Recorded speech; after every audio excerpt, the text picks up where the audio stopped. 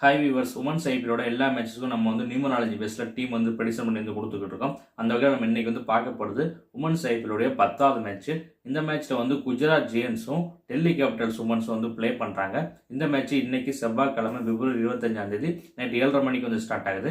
இந்த மேட்ச்சில் யாரெல்லாம் எப்படி பெர்ஃபார்ம் பண்ணுவாங்க, யார் எவ்வளோ ரன்ஸ் அடிப்பாங்க, யாரெல்லாம் எவ்வளோ விக்கெட்ஸ் எடுப்பாங்க, யாரெல்லாம் நல்லா விளையாட வாய்ப்பு இருக்குது, யார் சரியாக பெர்ஃபார்ம் பண்ண மாட்டாங்க, யாரை கேப்டன் வைஸ் கேப்டனில் போடலாம், யாரெல்லாம் ட்ரீம் டீமில் ஒரு சான்ஸ் இருக்குன்னு ஒரு ஃபுல் மேட்ச் ப்ரெடிக்ஷன் இந்த வீடியோவில் பார்க்கலாம்.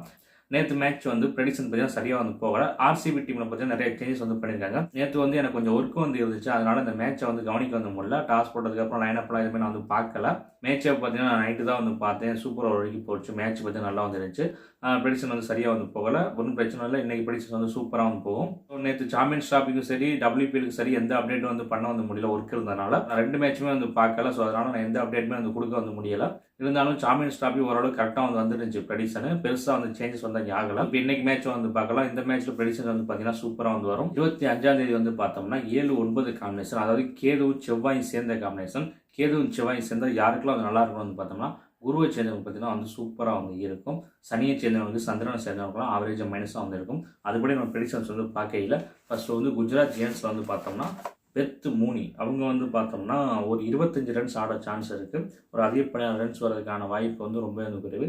ஆனால் விக்கெட் கீப்பரில் பார்த்தோம்னா மூனி மட்டும் தான் வந்திருக்காங்க. சாரா பிரைஸ் பார்த்தீங்கன்னா ரொம்ப லோ ஆர்டர். அப்படிங்கிறப்ப நீங்கள் மூனியை எடுத்துக்கலாம். அடுத்து லாரா வால்வர்ட்டுக்கு ஆவரேஜாக இருக்கும். அடுத்து டிகேம் அல்லது அவங்களுக்கு பார்த்தீங்கன்னா ஆவரேஜாக இருக்கும்.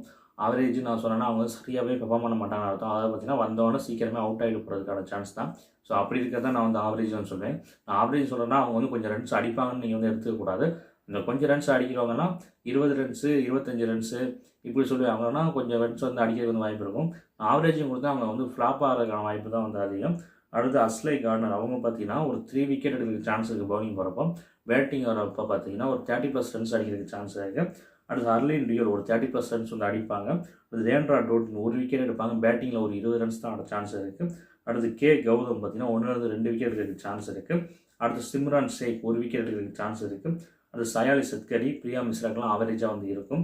அடுத்து டெல்லி கேபிட்டல்ஸ் பார்த்தோம்னா சப்பாலி வர்மா, மெக்லானி இவங்க 2 பேருமே சரியாக பெர்ஃபார்ம் பண்ண மாட்டாங்க. இன்றைக்கி இவங்க 2 பேருமே வந்தோன்னே அவுட் ஆகிறதுக்கான சான்ஸ் தான் அதிகம். பெரிய ஸ்கோர் எதிர்பார்க்க முடியாது. அடுத்து ஜெய்மா ரோட்ரிக்ஸ் சூப்பராக விளையாடும். ஒரு 30+ ரன்ஸ் அடிப்பாங்க. அடுத்து மரிசா நெக்கா பவுலிங் வரப்போ 1-2 விக்கெட்டும் பேட்டிங்கில் ஒரு 25 ரன்ஸ் அடிக்கிறதுக்கு சான்ஸ் இருக்குது. அடுத்து அனபல் சத்ரான் பவுலிங்கில் பார்த்தீங்கன்னா 2+ விக்கெட்ஸும் பேட்டிங் வரப்போ ஒரு 25+ ரன்ஸ் அடிக்கிறதுக்கு சான்ஸ் இருக்குது. ஜெஸ் ஜோனாசன் 2 விக்கெட் எடுக்கிறதுக்கு சான்ஸ் இருக்குது. சாரா பிரைஸ்க்கு ஆவரேஜாக இருக்கும். அடுத்து என் பிரசாத், நிக்கி பிரசாத் ஒரு 20-25 ரன்ஸ் அடிக்கிறதுக்கு சான்ஸ் இருக்குது. அடுத்து சீகா பாண்டே 1-2 விக்கெட் எடுப்பாங்க. அடுத்து மின்னுமணி இவங்க பார்த்தீங்கன்னா ஓவரே கொடுக்க மாட்டாங்க. போன மேட்ச்சில் ஓவரே கொடுக்கல. ஓவர் கொடுத்தா விக்கெட் எடுத்திருப்பாங்க.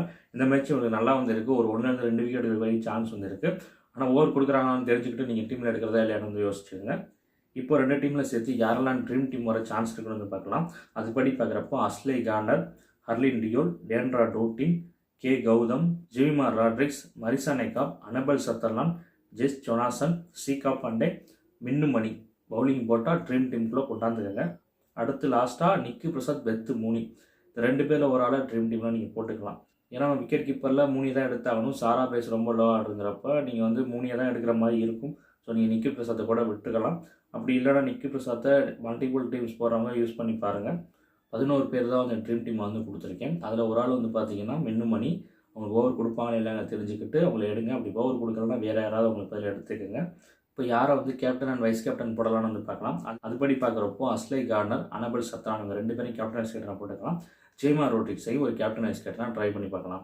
நான் சொன்னதெல்லாம் வச்சு ஒரு டீம் ஃபார்ம் பண்ணி போட்டிங்கன்னா ஒரு நல்ல ப்ரைஸ் வின் பண்ணலாம். நீங்கள் இந்த பிளேயிங் லெவனில் ஏதாச்சும் கொலாப்ஸ் இருந்துச்சுன்னா, அதாவது நான் டெலகிராமில் டாஸ் போட்டதுக்கப்புறம் டீம் அனுப்ப மாட்டேன். யாராச்சும் புதுசாக வரவங்களுக்கு நல்லா இருந்துச்சுன்னா அதை அப்டேட் பண்ணி உங்களுக்கு நல்லா இருக்குது உங்களை எடுத்துக்கணும்னு சொல்லுவேன். இப்போ நம்ம கொடுத்த ட்ரீம் டீம் பிளேயர்ஸில் யாராவது 2-3 பேர் இல்லைன்னா அவங்களுக்கு பேரை நான் ரீப்ளேஸ் பண்ணுறதுக்கு வேறு பிளேயர்ஸ் கொடுப்பேன். ஸோ இதான் பண்ணுவேன். இந்த 11 பேர் கொண்ட டீம் நான் கொடுக்க மாட்டேன்.